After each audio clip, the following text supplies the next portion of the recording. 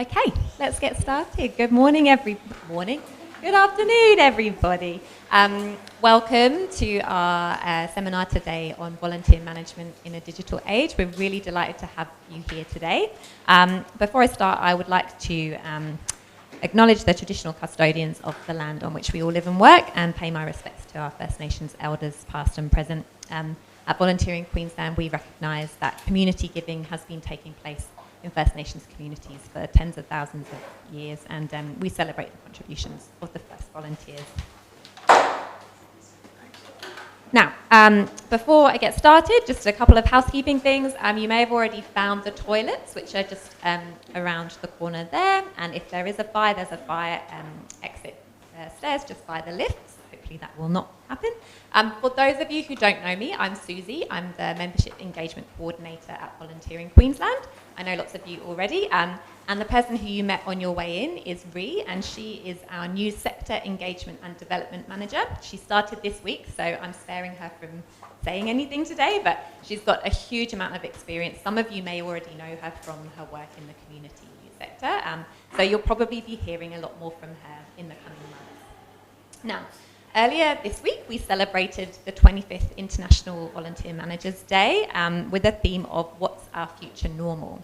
And so in acknowledgement of this theme and the pivotal role that all of you as volunteer managers play in the volunteering ecosystem, we wanted to put together a professional development opportunity that explores elements of volunteer management in a digital age. So over the next couple of hours, we're going to hear from speakers who are experts in their field, and the aim is to have you leaving with a few new additions to your volunteer management toolbox and feeling inspired to take on whatever the future might throw at us, which we know could be absolutely anything based on what's happened this week. So we are aiming to wrap up the session a little bit before 3 o'clock, and we hope that you'll all stay for our AGM, which is scheduled to start at 3:15. AGM business, as well as the usual AGM business, we'll be hearing from some of our project partners as well as a guest speaker from Childhood Cancer Support. And of course, there'll always be time to chat over some nibbles and drinks afterwards. But I want to stop talking because I really want to hear from our speakers today. So first of all, I would like to welcome Jade Mortlock, who is the Strategic Partnerships Director for Health and Social Care at Randstad. So Jade is a seasoned expert in contemporary human resources, attraction and recruitment with over 17 years of experience delivering talent solutions to not-for-profits, private healthcare and community organisations. This afternoon, Jade's going to be exploring how we can leverage digital technology and AI in our attraction and recruitment processes to create a more streamlined and impactful experience for everyone involved. I know that Jade's knowledge and expertise in the world of recruitment and talent management will bring us a fresh perspective that we can all apply into our own organisations. And I should just mention, I know I don't need a mic, but we're recording the session today for our members who are in more regional and remote areas who couldn't attend, so that's why this is here. So let's welcome Jade. Thank you.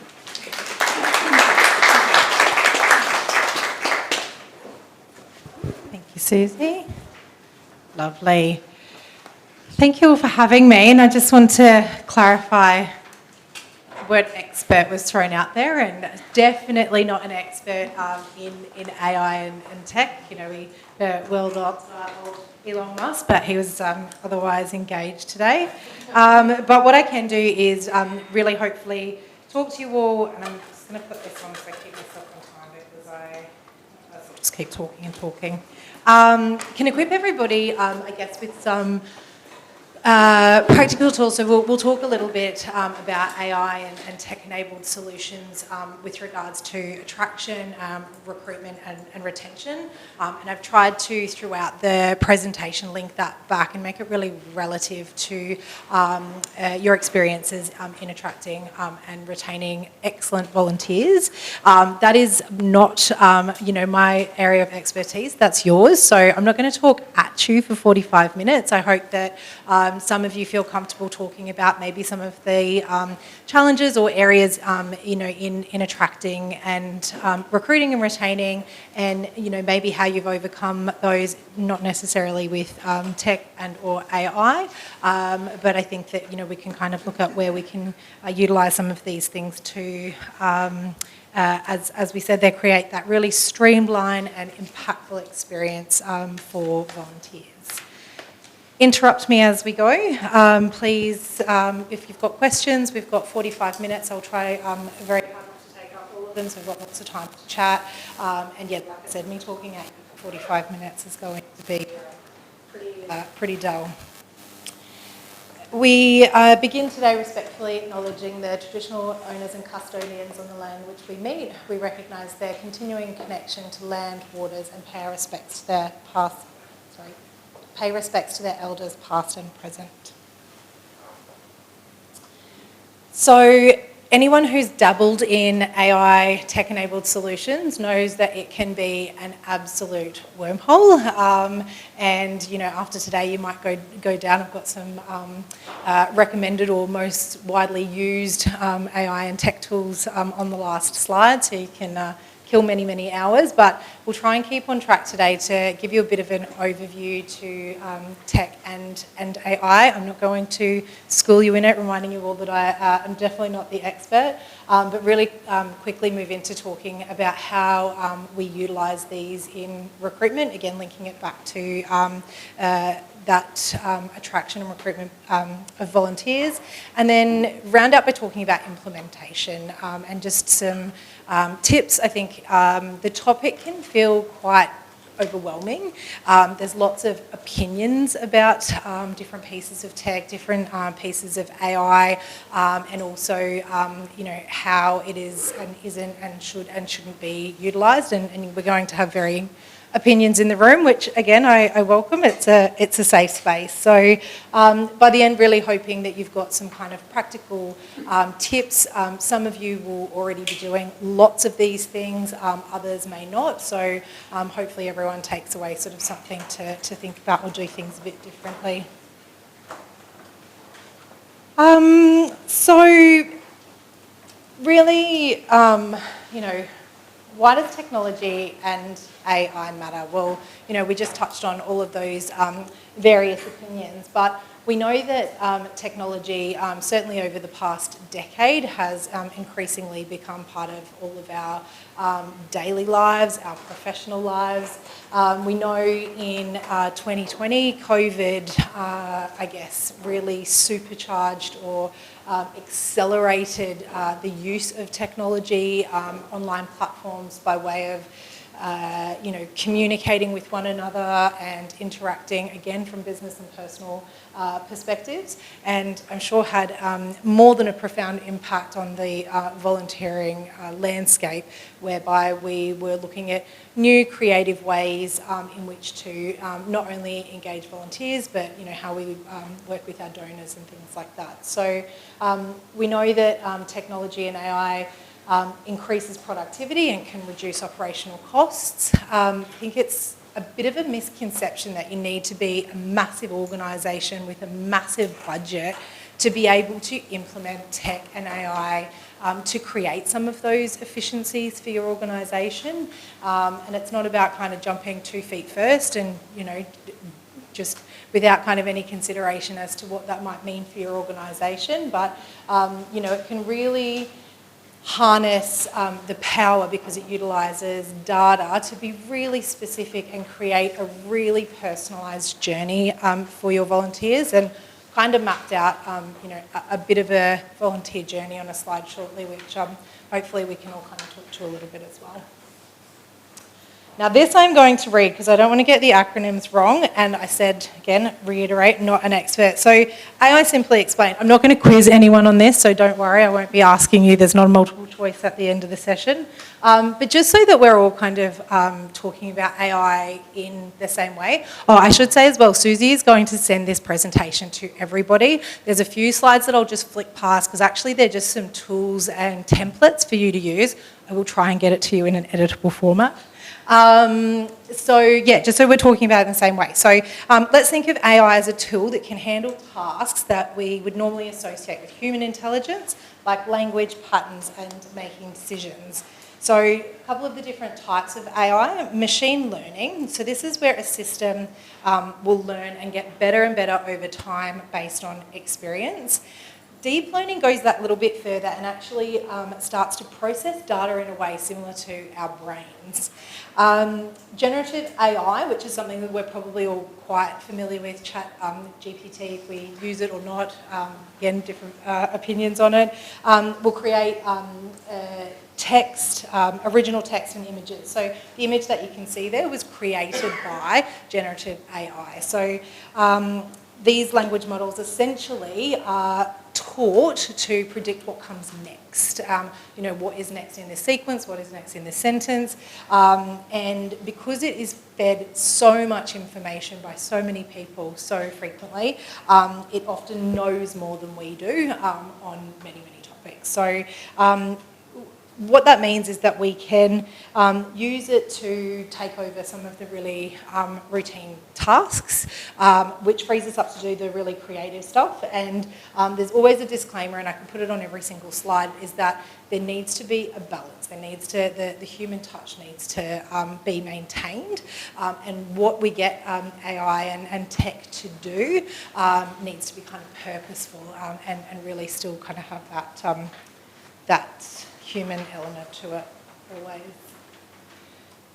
Who uses AI? You don't have to put your hand up, but who's using AI kind of at work? Yeah, at home. Yeah, who's got an iPhone? Or a smartphone, sorry. You're all using AI. Your predictive text, how it kind of will auto-fill out parts of your calendar. It suggests in your text message to add things to your calendar. It's pretty creative and clever. My kids, 2 and 5, have discovered Siri. I think that's really cool to put music on in the car now while we're driving. So it's a part of everyone's lives and has actually been for quite some time. Really big buzzword at the moment, lots of people talking about it and the impacts that it might have on jobs and things like that. These slides are just really talking about the types of things people, when surveyed, utilise AI for in the workplace. And you'll see that it's, I could use my laser here, but I won't, predominantly around kind of like content creation and communication. And I know if I was to put my hand up, they're two of the things that I certainly use AI in my world to do, with the disclaimer that I write my own content, so I write things and then I'll get AI maybe to put a particular lens on it or use AI to make it more impactful for a certain demographic that I might be trying to cut through to. And this is something that we'll talk a little bit about on this journey, because I know each of you will be trying to attract and retain certain types of people, and with some AI tools you can actually predict who's more likely to stay, who's more likely to be interested. So definitely lots and lots of uses which we'll cover. But on the other side there, 80% of people agree that it improves productivity. Small amount of people saying not really, and a very small amount of people saying it actually decreases productivity. I have been in that wormhole. It can be, you can get yourself lost in AI. This one I'll send to you, but this is just listing out some of those uses. But we're going to talk about it in a bit of a pipeline. Does anyone have any questions before I just keep talking at you guys? No? All right, AI and recruitment. So understand you guys are predominantly, from looking at the delegate list, ladies and gentlemen that are working in volunteer management. So a lot of you would kind of have really encompassing roles, right from responsibility around recruitment and attraction. Is anyone currently, either consciously or subconsciously, using tech and or AI currently in their attraction? Ish. Yeah, some. I went on most of your websites. You've all got a website, so that's good. And when I say most, it was only the delegates that registered last minute that I didn't get to look at, and I'll do that this week. So you are all using it. You've got a web platform. I think lots of people have kind of attached socials, advertising campaigns. That's all tech enabled. AI can feed into all of those things to optimise them in lots and lots of different ways. Again, this one will come to you. It's just really another way of kind of breaking down the ways in which people talk about AI. And you might want to take these back to your businesses, why I've included them. It sort of says similar things in different ways, but it will land with different people depending on your audience. So I kind of went to the room like, who uses it? Oh, yeah. Who's got an opinion, doesn't have an opinion. It's really important when you're thinking about AI and implementing AI and how you're going to use AI and why, and or technology, to have a think about, what you're trying to solve, because it's not always that tech or AI is the answer. If it is, really think about your end user, and there's lots of information out there about how different demographics feel about AI in a process. A lot of people have concerns about bias, sensitivities, so it's really important to kind of put that lens on whenever you're thinking about implementation. Interesting, there's lots of different articles, and I can link some of them to when I get this out to you, but really interesting one that I read recently is that women are more likely to complete job applications when they know AI is involved. Can anyone take a guess as why they think that might be? It's the second bullet point there.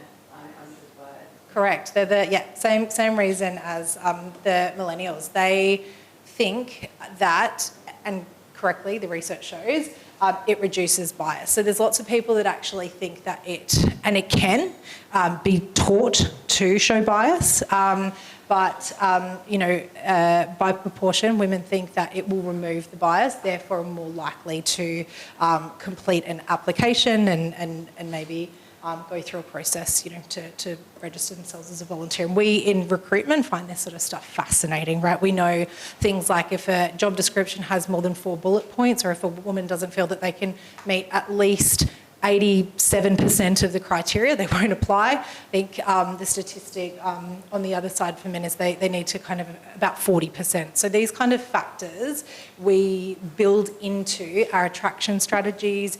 We build in when we are, teaching our AI, how to produce really specific content for certain things.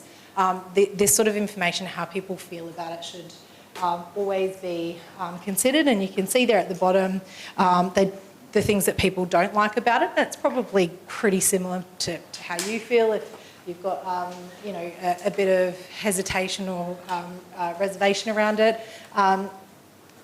Really questioning its accuracy. Again, we know it's sort of been taught certain things.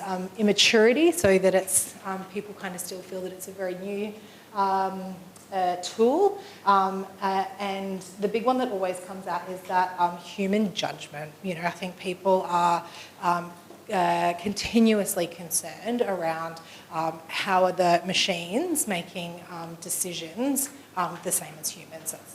Okay, so really point here is to when we get to the implementation, when you're thinking about it, just take a second, sense check it, look to others to say, how might this land with the audience. I go to this one first and then back to that one. This was me explaining to myself the volunteer journey. You guys probably have different maps and things like that you use, so please excuse it. Don't pick it apart today in front of everybody. But what I really wanted to just take a minute to think about here is a volunteer's journey and all of the opportunities that you have throughout that journey to utilise technology, people, and AI to make this a more impactful, engaging process for your volunteers.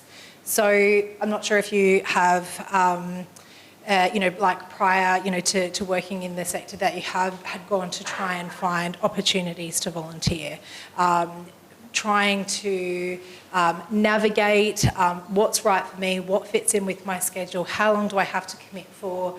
I want to be doing something, I want to be giving back, but it can be, from an end user, a little bit overwhelming because there are so many opportunities to contribute in so many different ways, and the requirements of everybody in this room, of their volunteers, will also be different, right? Maybe not everybody, but by large and part. So having a look at this, how can we and where can we look at different pieces of tech and or AI to make that process and improve that process? And when we talk about implementation, we'll talk about making decisions based on data, and what I would recommend is sit with this slide or your own version of it, which is probably a bit sexier than this, and break down what your challenges are. Like I said, we don't just jump 2 feet first into implementation. There's no one piece of tech or AI that's going to fix the world's problems. So work through this, and what I've sort of done is just made some suggestions there, and you can go back to those other slides about the gazillion things that tech and AI can improve for you, and have a look. What you really want to be doing though is, what's the problem that you're trying to solve? Is tech and AI the answer or part of the answer? And if so, where do we plug it in? And what's going to have the most impact? I think a big one, a lot of you I think are doing the contemplation and awareness piece well. Your websites are nice and easy to use. They're accessible, and with regards to advertising and socials, you'll all be doing various things there. Certainly, depending on the audience that you're trying to reach, can really have an impact. The big one, I think, for me is and certainly in recruitment, and I think the biggest and most straightforward synergy is the application and screening. So, really repetitive task, isn't it? You know what I mean? Screen. And the application process. And really, really interesting. Randstad, massive global recruitment company, think they know everything about everything. We went and put a bot on our website in July, and called Randbot.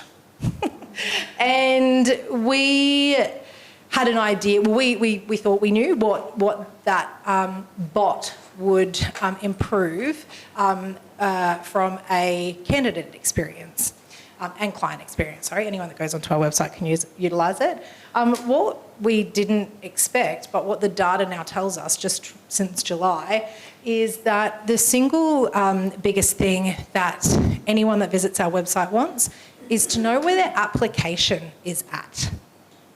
So obvious, so straightforward, but it wasn't until actually we analysed the data from the questions that people were asking the bot that we now know what to invest in order to have the most impact for our candidate experience. So that's what we're doing. That's what we're now investing in, is how's a platform, what can we do so that when candidates come to our website, they're not looking for a consultant or an office number. They don't necessarily want to talk to us, they just want to know where their application's at. So you don't know what you don't know. But when you are looking at implementation, again, really thinking about why is it important to your organisation and what's the impact it's going to have on your end user. Does anyone have a chatbot or chatbot? Everyone thinks of the ones that kind of pop up in the screen and they're like, "Hi, I'm Randbot. Nice to see you at the Randstad website." But some of them are actually where you ask a series of questions that kind of then, depending on that answer, and it doesn't need to be a little chat in the corner, it can be on your website that directs you. Does anyone use that at the moment? Yeah? A few nods? AI. You have told the process what to say based on what the person is inputting, what information they're using. So really good example. I'm Jade Mortlock, I really want to volunteer, I've got a rough idea, might do a Google search, volunteering with sick children. What comes up? And then once I start going through those options, and I did this exercise before I came to talk to you today, overwhelmed, just completely overwhelmed. Going onto organisations, and no one in this room, organisations' websites, here's the list of volunteering options. There's about 200 of them, I think. And you had to click into each of them to find out where they were, how much time I needed to commit, what I need, like what I needed, not necessarily from a qualification perspective, but do I need a police check?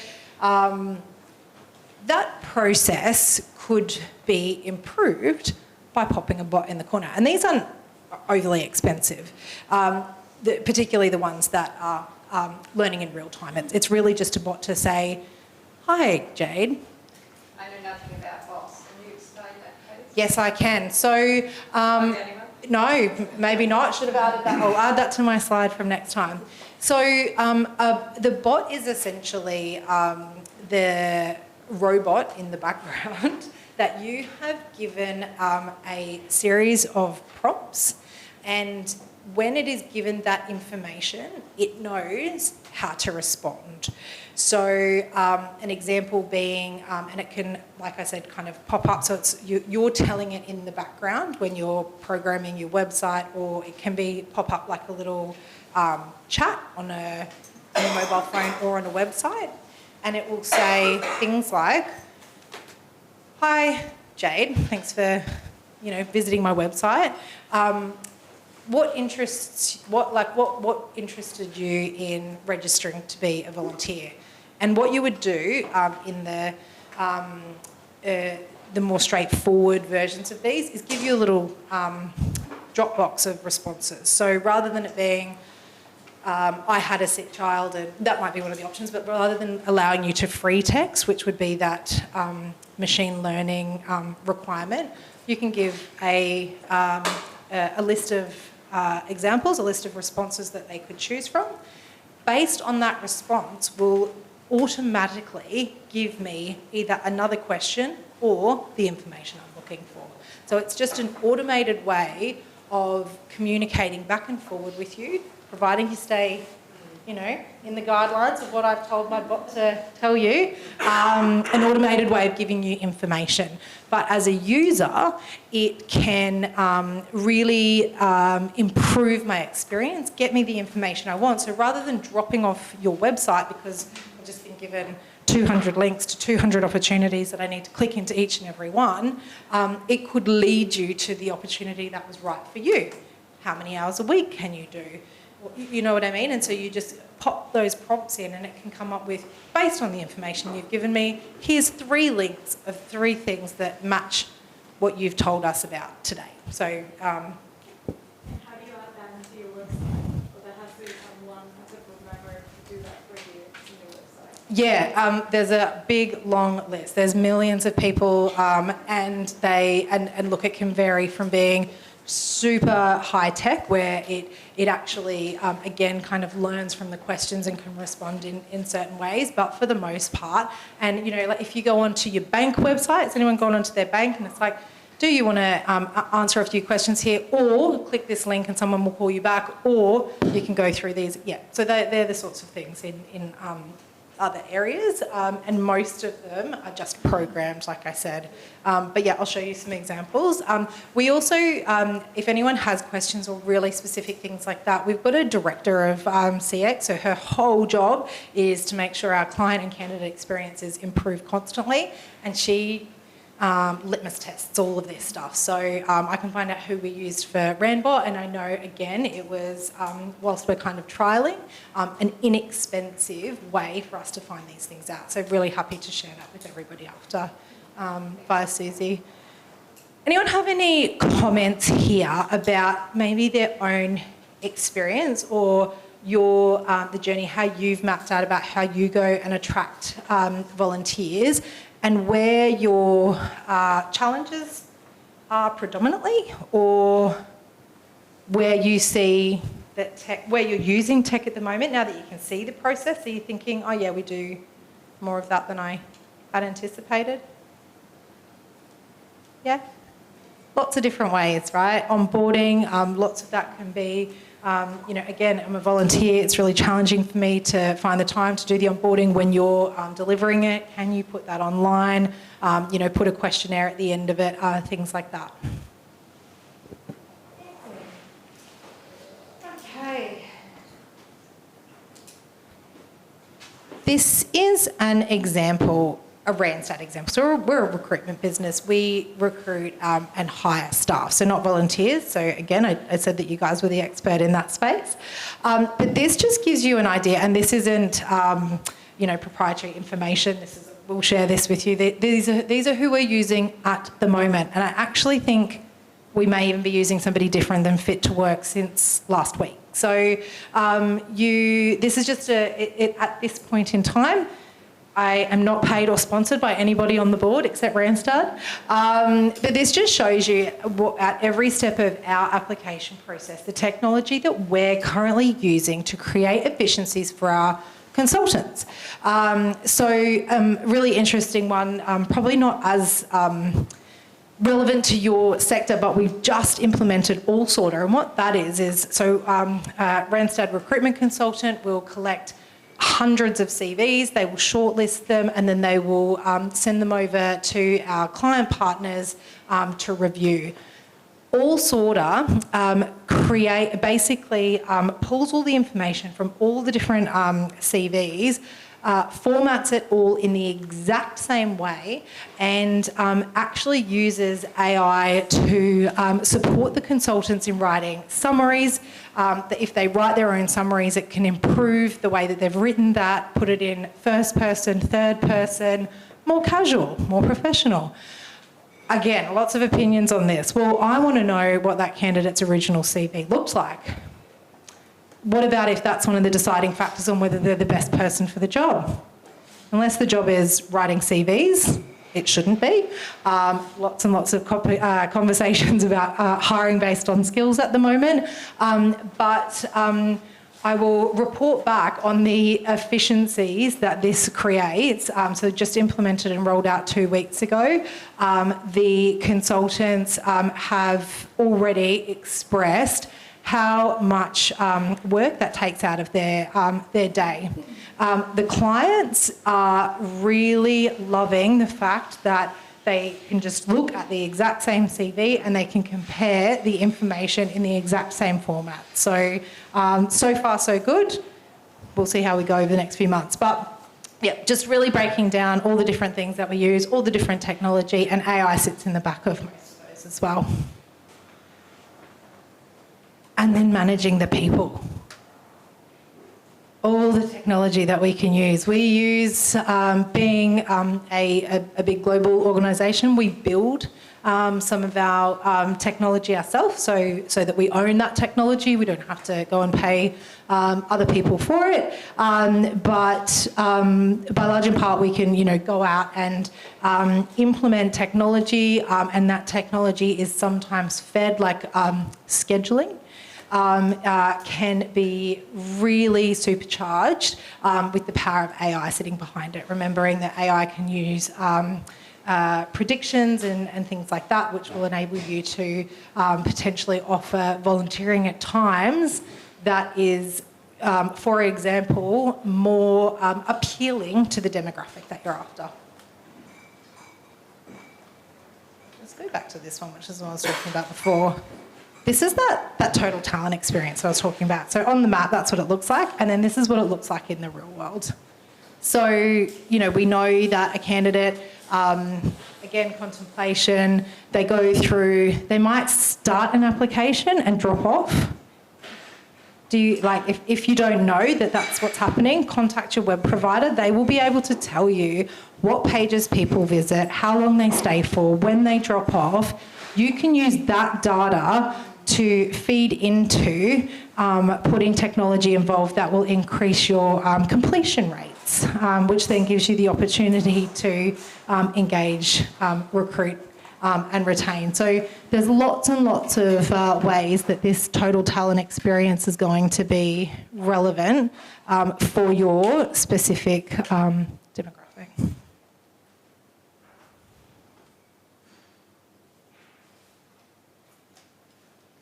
Been talking at you guys for ages. Hopefully I'm just warming you up for the next session, which I heard might be a whiteboard, so watch out. Does anyone want to be brave and maybe say or highlight one of the some of the challenges that they think they're facing right here, right now, today? The economy. There's so much that would impact attraction and recruitment of volunteers. Is there anyone that wants to maybe share an experience of what is challenging? I've guessed some up here if you don't want to. No? Have I nailed it? Is that why no one's saying anything? Okay, got it. So look, I think that, reaching the right demographics, maybe understanding what the right demographics are before we even go to being able to reach them. High turnover rates, limited resources for screening. We talked about that before. I know how much you all do with incredibly limited resources. Personalisation, that one is huge. It's so important now. People feel like, how you get those creepy ads on Facebook and Instagram and those things that they're algorithms, and it's AI and artificial intelligence that's teaching those algorithms how to follow and push those opportunities back in front of you. It can be used for good, not evil, which is putting those volunteering opportunities back in front of them at an appropriate time. That will lead to higher conversions. And again, if you use some of the data in your own analytics to find out who is the right type of person, you can then hyper-personalise the information that's being pushed to them.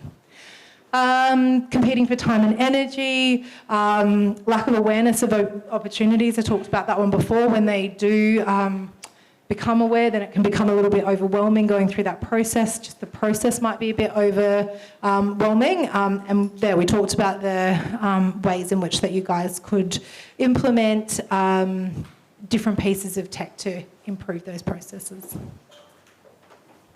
How am I going for time, Suze? 12 minutes. This I'll give you. Again, it's just another tool that you might use to break down your own process.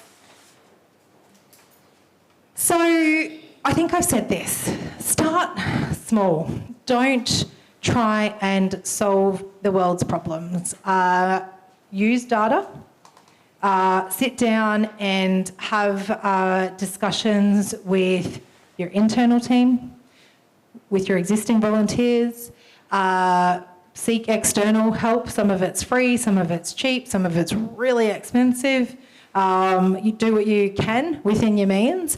But I think it's really important to just, before making those decisions and or going in a rabbit hole, try and use data to understand what the problem or challenge is that you're trying to fix, and then what does that look like? What are the opinions and end user efficiencies that would be created?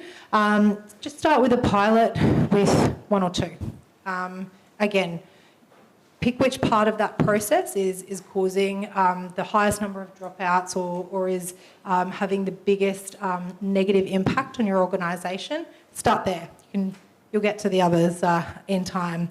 And just that feedback loop, really, really important. Your volunteers are going to be who are best to inform you of what that looked like. There'll be a wealth of opportunity. You can feed that information then back through AI tools to come up with your solutions. This one is a very, very wordy slide, but the title is really what we want you to go away with. Balance human interaction with technology and AI. And there will be certain, again, demographics who do not want to answer bot questions. They want a phone number and maybe give them that option right up front. And they want to speak to somebody.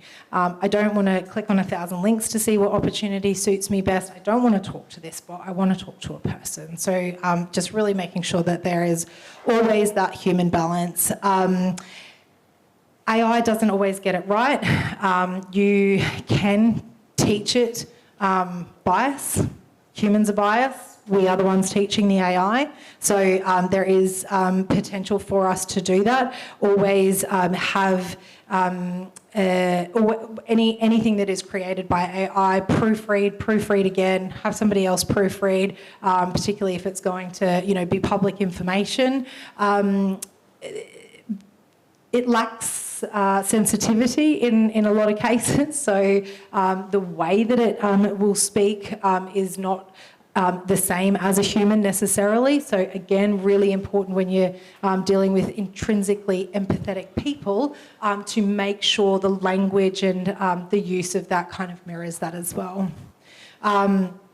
It's to assist you, not do the work for you. I think that's a really good point there. So AI, people are worrying about AI taking all of our jobs. It won't. It will hopefully free us up to do more creative things and, again, just be used to assist. This one's for you if you want to do some implementation in work. Again, these are some of the tools and the bots and things that you can use. And this bad boy will be what takes you down a rabbit hole. So all the different, it's only the top 50 of, I think, 100 that was produced in this piece of content. That can be, and so that's a top 50 by visit, so they're the most utilised in attraction, recruitment, and tech-enabled efficiencies throughout that process. So enjoy or don't. I know, I haven't heard about 45 of them. That is me under time, which is time for any questions that anyone might have, comments.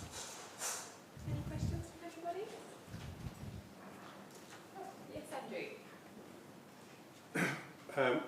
Obviously, it depends on the context of the organisation, but how important is it to have comprehensive IT support if you're consciously adopting a suite of AI?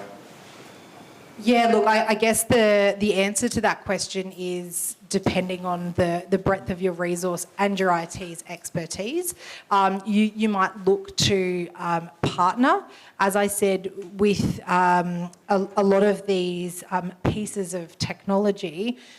You will be involved in the design and the implementation, but outside of that, it doesn't really require kind of IT support from your team to be able to run those functions. A lot of them are plugins. Like if you looked at that list from Randstad, we don't own those organisations and we don't own much of that tech. Where our IT guys get caught up is the tech that we have built and that we do own. That's where they spend all of their time. So, and again, there is options for all budgets. So there are very affordable options that are available that will create the efficiencies. There are obviously eye-wateringly expensive options that will solve more problems and create potentially more efficiencies. But is that what's needed? Yeah. Any other questions? Well, in that case, you get 6 minutes back in your lives. Thank you so much, Dave. There's so much to think about from our perspective, even just listening to that from Volunteering Queensland's perspective. I think there's so much we can explore looking at our volunteer listings and how we might be able to use those bots to help people find those opportunities. We obviously get a lot of phone calls and always happy to have a 20-minute chat with a volunteer. But also if we have that available, then that might really help. And there's things you can, even just using ChatGPT to help you write an ad for a volunteer role. It's not something that requires any money from anyone else, and you can give it a try. And Andy Parkinson has introduced me to Hemingway App Editor. I don't know if you're aware of that one, but that's a really good way of assessing the readability of your content. So you can put your information in there and it tells you what kind of reading level would be required to understand that information. So those are just a couple of things that I know I have used personally that didn't require any money or approval of anyone. So there's little things that you can do like that just to dip your toe in. Thank you so much, Jade. That was so informative.